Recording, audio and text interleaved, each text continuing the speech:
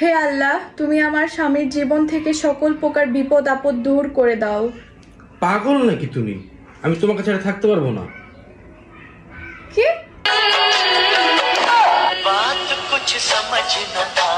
আসসালামু আলাইকুম ভাই, জুম্মা মোবারক। ওয়ালাইকুম আসসালাম ভাবি, আপনাকেও জুম্মা মোবারক। তা ভাইজান, জুম্মা নামাজ পড়তে কোন মসজিদে যাবেন? আপনি তো ভালো করে জানেন আমি এলাকার মসজিদে নামাজ পড়ি না, তা কেন জিজ্ঞেস করতেছেন? আপনার ভাই নতুন স্যান্ডেল কিনছে তো তাই।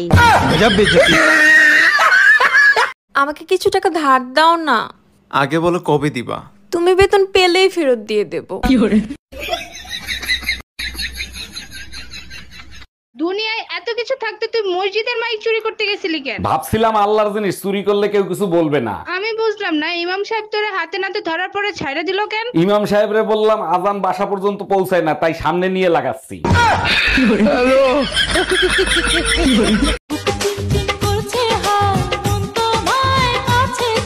সরি সোনা, এই গরমে কোনোভাবেই সম্ভব না। তোমার আবার কি হবে? কষ্ট করব আমি, ঘাম তো ঝরবে আমার। উফ, গরমে বাইরে থাকা যায়, পুরো মাথাই নষ্ট হয়ে গেছে। গরমে মাথা নিয়ে বাইরে গেছিলা কেন? ফ্রিজে রাইখা যাইতা, তাহলে আর নষ্ট হইতো না।